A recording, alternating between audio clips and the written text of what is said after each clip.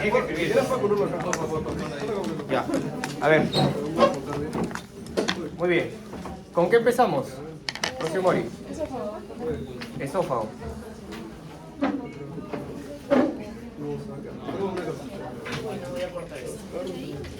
Ya, ¿puedo empezar? ¿Sí?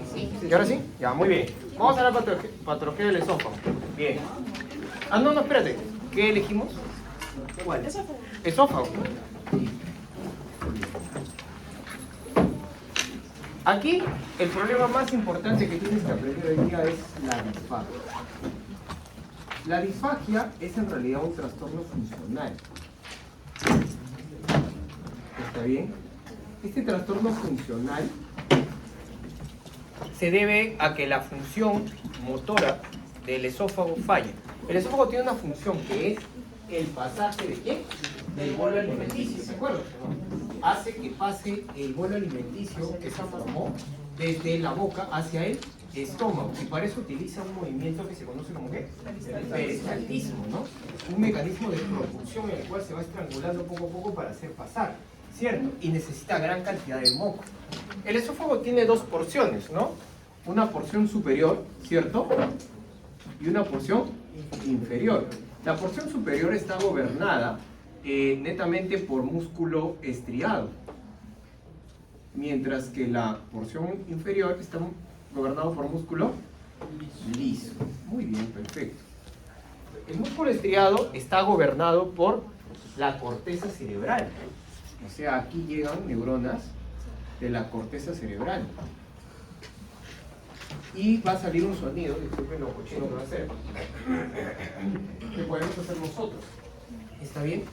Ese sonido gutural que aparece lo aprendemos más o menos como a los 2 años. Antes de los 2 años los seres humanos no podemos regurgitar, no podemos sacar nada desde la hipofaringe hacia adelante. Por eso los bebitos vomitan su saliva. Nosotros no. ¿Está bien? ¿Ya? Los adultos lo hacemos porque la corteza cerebral hizo crecer una neurona que llega hasta ahí y poder hablar y modificar enteramente la apertura o cierre de esas fibras. ¿Entendieron? Pero el esófago inferior está gobernado netamente por el músculo liso. Y aquí las neuronas son distintas. Vienen de otro nervio. ¿Qué nervio? Vago y glosofaringio. ¿Está bien? Aunque el glosofaringio es de acá también. ¿Está bien? El vago. Esto es entonces parte del sistema nervioso autónomo. ¿Comprendido? Listo. Si tú entendiste eso, vas a entender que la disfagia es un trastorno funcional en el cual no hay, lamentablemente, pasaje de bolo alimenticio.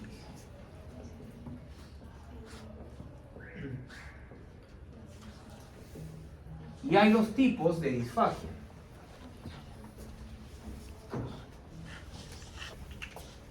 Como hay 2 porciones, pregúntame a mí cuando quieras preguntar algo.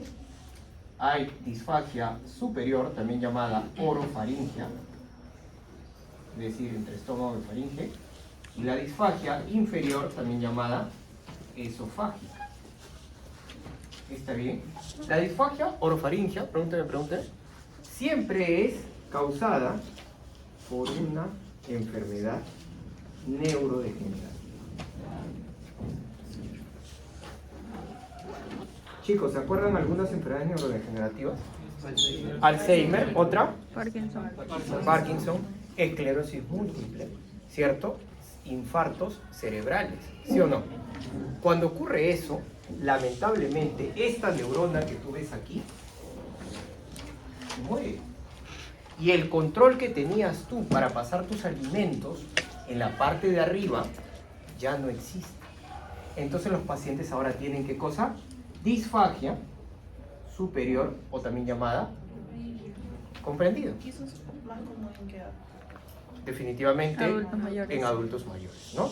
¿Cierto? Pero también podría ser en adultos jóvenes, dependiendo de la enfermedad, ¿no? Digamos que tienes un niño que nace con parálisis cerebral infantil, que deben haber visto, ¿no? O un niño que lamentablemente tuvo una caída con fractura de cráneo y tuvo un hematoma cerebral a sus 3 años y quedó con secuela cerebral. ¿Qué va a tener? Disfagia orofaringe. ¿Comprendido? Entonces, cuando ustedes detecten una disfagia orofaringea, lo primero que tienes que hacer es buscar enfermedades neurodegenerativas. ¿Llamar a un neurólogo? Podría ser una buena opción. No sé para qué lo llamarías, porque no va a poder curar nada, ya que son neurodegenerativas, pero ya está. Eso es importante. Es que eso tengo que enseñarles ahora, porque hay una mala creencia de que tienes que derivar para que otro le dé malas noticias al paciente. Y eso no debe ocurrir. Al menos ustedes como mis alumnos tienen que aprender a dar malas noticias. Esta enfermedad, como han entendido, es incurable, ¿no? ¿Cierto? ¿Sí? Bien. ¿Qué hacen los médicos rehabilitadores, que sí son en donde deberíamos derivar? Hacen que las fibras sanas compensen a las fibras enfermas. Pero eso es otra historia de la cual hablaremos. Muy bien, ahora vamos a hablar de la disfagia esofágica. ¿Está bien? Y hay de dos tipos. Funcional y la estructural. Aquí siempre hay una anomalía anatómica. Por ejemplo, ¿qué anomalías anatómicas podrían crecer en medio del esófago que no permitan que pase el bolo alimenticio? Un tumor, exactamente. Aquí está muy claramente el cáncer. ¿Comprendido? ¿Sí? No hay mucho que pensar ahí, ¿no? O sea, es una patología bien sencilla, ¿no? ¿Por qué no funciona esto? Esófago gástrico o del estómago, que ya hemos visto hoy día en su clase práctica, ¿sí o no? Pero en la unión gastroesofágica, ¿no? ¿Y funcional, doctor? Aquí sí ya se complica la cita. Es medio fregado. Tú sabes, este es el esófago, ¿cierto? Este es el estómago, curvatura menor, unión gastroesofágica, el ángulo, ¿te acuerdas? ¿Sí? Todos estamos de acuerdo ahí, ¿sí? Por acá está inclusive, no, perdón, es por acá, el hiato, ¿no? ¿Sí? Debería la curvatura y todo eso. Bien chido.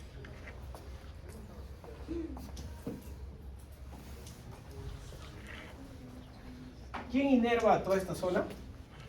¿Quién lleva las...? El nervio Vago, ¿no? ¿Cierto? Que es parte del sistema nervioso parasimpático, ¿cierto? Lleva fibras parasimpáticas. Y el parasimpático, una vez que come, se activa y te dice que pases el bolo por peristaltismo, ¿cierto? Ya, doctor, y esto comunica, estas neuronas comunican con una sustancia que se llama, ¿cómo? Acetilcolina. Entonces la acetilcolina es necesaria para que llegue acá, ¿no? ¿Y quién gobierna el movimiento del peristaltismo? ¿Tú te acuerdas de los plexos? Leishner y Auerbach, ¿no? El plexo mientérico y submucoso, exactamente. Submucoso es el que se encarga de secretar moco, mientras que el mientérico se encarga de contraer, propulsar. Oye, ¿se han puesto a pensar si es que se destruyen los plexos? ¿Qué pasaría? Horrible, ¿no? Bien, bien. Pues aquí quien manda son los plexos, ¿no? Pues una enfermedad de los plexos tiene un nombre que tú vas a recordar desde el día de hoy. Y esa enfermedad de los plexos se conoce como acalasia. La acalasia sin relajación, ¿está bien? Es una enfermedad en la cual los plexos se quedan contraídos para siempre. Esta persona ya no va a tener este dibujo, ¿no? Ahora el dibujo va a ser distinto.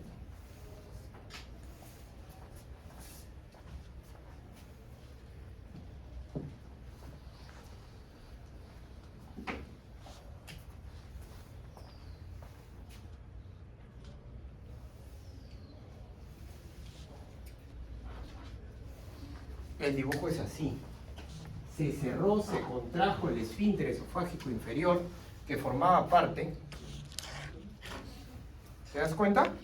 Y ahora está contraído y la comida no llega. Bueno, vamos a pensar qué es lo que sucede. ¿Está bien? Esta persona es un adulto que está recibiendo comida. Está comiendo ese día y pues lamentablemente, ¿qué sucede? La comida se comienza a acumular. Pero no te preocupes, esto es algo crónico. Quiere decir que se va a acumular un poco de comida, pasar un poquito, el otro pedazo no pasa. Y así sigue y así sigue. El estómago comienza a contraerse la parte de arriba para poder vencer. Doctor, va a ser hipertrofia. Cuidado, esto no es corazón. Acá no hay Starling, nada de eso. Esto se va a empezar a dilatar. ¿Ya? Porque se acumula de tanta comida de tanto tiempo y las cosas se ponen feas. Entonces, digamos que hoy día comes tu, no sé, pues, lentejitas, ¿ya? Y después de 4 semanas siguen ahí porque no han pasado. ¿Qué va a pasar con esa comida? Se fermenta o se pudre, ¿no? ¿Cierto? Y el paciente va a tener halitosis, que es una expresión de esto. Pero las cosas pueden ser peores, porque el paciente va a empezar a acumular residuos y los va a empezar a regurgitar. Y va a estar botando. ¿Qué creen que va a pasar? ¿Está bien nutrido el paciente? No, el paciente va a empezar a bajar de peso. Baja de peso. No quiere comer, no porque no tenga hambre, tiene hambre. El problema es que no puede pasar sus alimentos. Y hay otro problema más, es un foco infeccioso terrible, poniéndolo en un riesgo de aspiración. Y ustedes escucharon de la neumonía aspirativa, ¿no? ¿Se acuerdan que les dije, no? Sí. Pobrecitos. Entonces, estos pacientes tienden a bajar de peso, desnutrirse rápidamente y generar un alto riesgo de neumonías aspirativas. Ahora viene la gran pregunta, la etiología, ¿cierto? Hay 2 etiologías para esta enfermedad. La acalasia puede ser idiopática, la mitad de casos es idiopática, ¿ya? Simplemente se destruyen los plexos porque se destruyen. ¿Entendido? Y una causa que, al menos en el Perú, es la mitad de casos, muy frecuente. Es una causa infecciosa. La enfermedad de Chagas.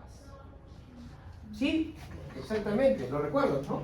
Te tormenté hace más o menos 30 minutos con eso en tu examen, ¿no? ¿Cierto? La enfermedad de Chagas.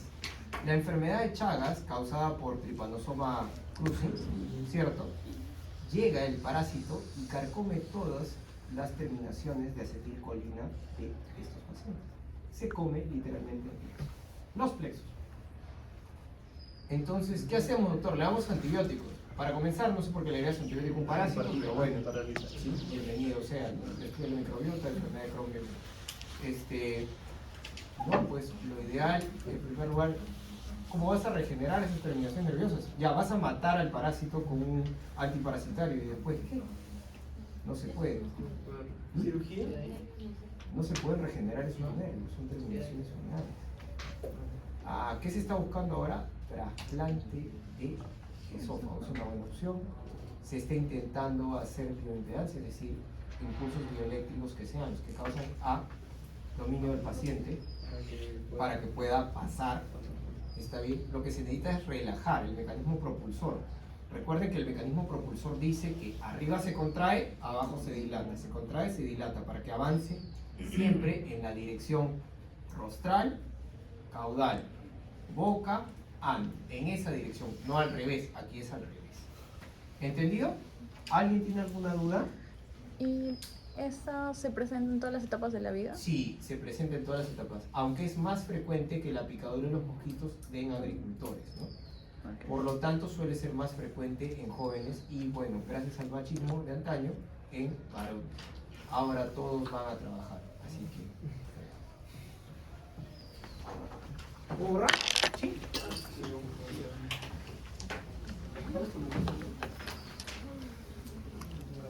Bien. Una enfermedad más que hay que aprender acá. ¿Está bien? El famoso, la enfermedad por reflujo gastroesofágico. ¿Está bien? Que es otra enfermedad que vamos a hablar.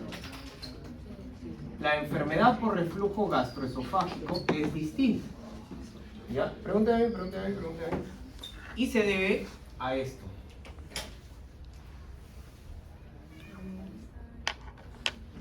¿Tú ves acá el ángulo o no? ¿Qué pasaría si este ángulo, porque es en donde el cardias hace su chamba de cerrar cada vez que pasó el bolo está aquí, empieza la digestión, ¿cierto? Con el ácido y el mecanismo de licuadora. ¿Se acuerdan? Sí. Ya, muy bien, perfecto. Eso es físico, yo no enseño físico. Acá el tema es el siguiente. ¿Qué pasaría si este ángulo se pierde? y si ahora sería así.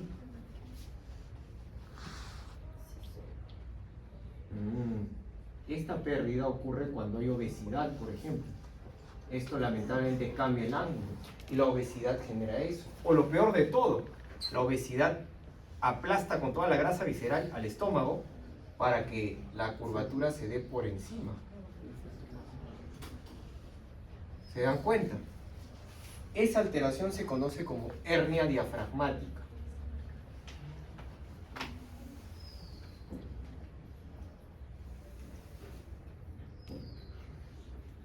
Entonces, la causa más frecuente de ERGE es la hernia diafragmática, cuyo principal factor de riesgo es la obesidad. ¿Cómo entonces tratamos el ERGE? Yo sé, doctor, omeprazol. Omeprazol solo se puede usar 16 semanas. Después de eso, el omeprazol es nocivo. ¿Ya? Pero a mí no me pagan por ese fármaco, tienes razón, ¿no? Lo ideal sería que curar la obesidad, ¿cierto? Para que una vez que curas la obesidad, la hernia diafragmática pueda ser operada. ¿Qué, doctor? Y si operamos la hernia diafragmática directamente, es una buena opción. Los que van a ser cirujanos lo van a hacer. Pero ¿qué creen que pasaría si el paciente sigue siendo obeso? Va a volver a salir. O sea, ¿qué? ¿Lo vas a someter a una cirugía cada 3 meses?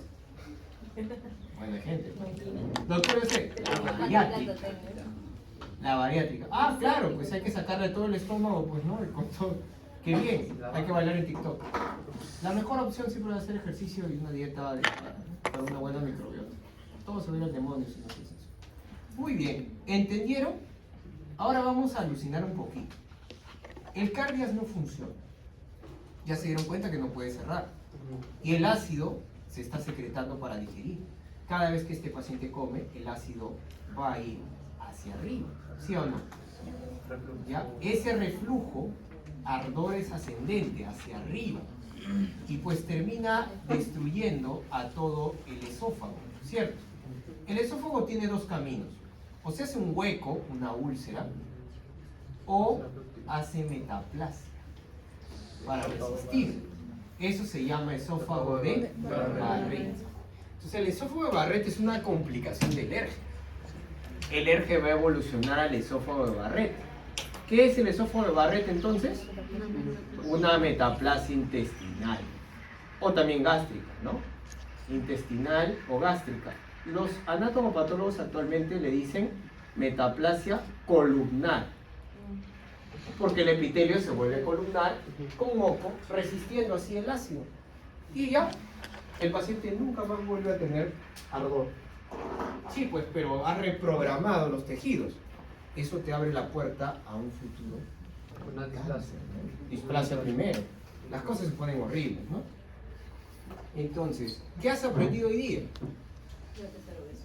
No hay que ser obesos, es malo, ¿no? Eso lo vas a poder hacer recién de R3 en adelante, ¿no? Durante unos 14 años vas a estudiar mucho. La otra complicación es úlcera péptica. Sí, pero eso ya está en el estómago, en donde voy a enseñarte dentro de un rato porque Rocío Mori eligió en ese orden. ¿Está bien? ¿Dudas hasta ahí? ¿Alguien tiene una duda? Primer descanso. Patología esofágica, ¿se comprendió? ¿Cuál es la enfermedad que tienes que conocer sí o sí? ¿Existirán otras causas de disfagia funcional? Sí. La esclerosis sistémica, por ejemplo, es una enfermedad reumatológica del colágeno. Se modifican notablemente todas las capas mucosas y mucosa muscular. Los pacientes no pueden volver a contraer, no existe peristaltismo. Felizmente es una enfermedad rara. La calasia es más frecuente. Y aunque ustedes no lo crean, en la actualidad el ERGE es extremadamente frecuente. Por lo menos en este salón debe haber unos, ¿cuántos somos? 25, ¿no? Más 10 invitados, 35, ¿no? El 10% tiene ERGE, o sea, deben haber entre 3 y 4 alumnos que tengan ERGE en este salón. ¿Cómo sabe uno que tiene? Ah, esa ya es otra historia, porque eso es clínica, ¿no? Hay que hablarte de un síntoma llamado pirosis. ¿Puedo? Entonces, la etiología del ERGE, ¿cuál sería? Ya. La hernia diafragmática. Y para que se produzca la hernia es la obesidad. Exacto. No siempre, porque puede ser de que lamentablemente ya naciste con un diafragma relajado y en un mal movimiento se fue hacia arriba. En el tobogán no más de niño. Ay, Aunque no es la causa más frecuente. ay, Por eso la obesidad es factor de riesgo. Suele matar antes de producir hernia diafragmática, obesidad. Obviamente te va a dar aterosclerosis y hay otras cosas más, ¿no? Profesor, para la hernia tiene que ser grasa intraabdominal, ¿verdad? Sí. La subcutánea no genera. No genera. Ya. Exactamente. O sea, si eres esos gorditos fondosos donde se te cae todo acá, tienes que ser de esos, la grasa visceral, o sea, por dentro. De hecho, es la más peligrosa, ¿no? ¿Sabían que de la obesidad visceral es la más peligrosa de todas porque es la metabólicamente activa, la que genera todos el TNF-alfa, la interleucina 6 que tú no quieres tener, el que induce la formación de macrófagos tumosos y encima hernia diafragmática. O sea, el menor de tus problemas va a ser el esófago de Barreto. ¿Cierto? ¿Cuál va a ser el mayor de tus problemas? la hernia. Cardiopatía isquémica. No, recuerda, el RG es. Ok, ok. ¿Sí? No lo separen. Ah, Hay ok. un error que los estudiantes suelen separar. Entonces, ¿qué creen? Paciente con ERGE. ¿Qué piensan los estudiantes o los médicos que no recibieron bien clase? Paciente con ERGE. Ah, ya tiene ERGE, qué bien señora. Entonces, tome omeprazol y le da omeprazol toda la vida. No, Nunca los derivan a cirugía. claro. Nunca los preparan para cirugía. Eso es un grave error. Entonces, cuando detectes ERGE y tu paciente no te hace caso, no mejora su calidad de vida, pelea, porque eso depende de su médico. Y prepáralo, estudia. Pídele sus radiografías, etcétera, su endoscopía para ver si tiene hernia. Porque si tiene hernia, va a tener que ir a cirugía. ¿Comprendido? Sí. ¿Puedo borrarlo ahora sí? Sí. ¿Dudas? Dime, Zabaleta. Ah, ya. La acalasia es un tipo de disfagia inferior funcional, porque no funciona el peristaltismo. El mecanismo de propulsión está al revés. En vez de contraer arriba, dilatar, contraer para ir hacia abajo, esto ha hecho al revés. ¿Se contrajo acá? Se dilató. ¿Por qué? No hay plexus. Todo está así a libre albedrío. ¿Puedo? ¿Sí? Primer descanso, nos vemos en 2 minutos. Doctor, ¿es lo mismo que esofagitis por reflujo diferente? La esofagitis por reflujo es el paso previo al esófago de Barreto. Es la destrucción del esófago por el ácido. Eso no dura mucho, créeme. ¿Con qué vamos a seguir, Rocío Mori? ¿Estómago o estómago? No. Es decisión y potestad de la delegada. Orden, Doc, esta vez. ¿No quieren orden? Nunca me gustó el orden. Ya saben. No te has dado cuenta, soy un docente desordenado, no uso las diapos, no respeto los exámenes de otro.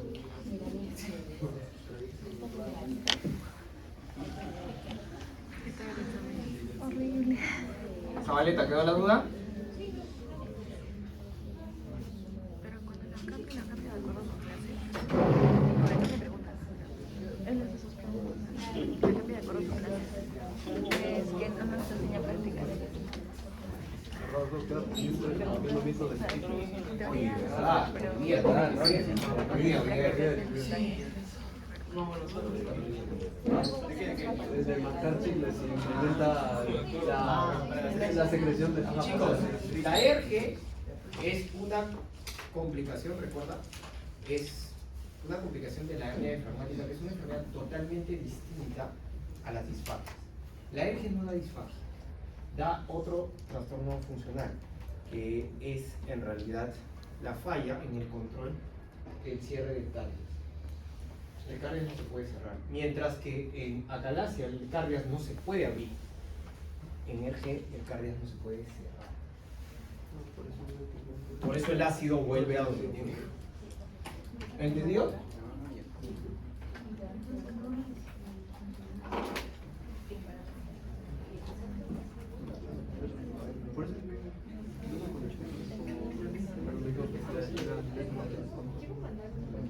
Claro, porque es que los dos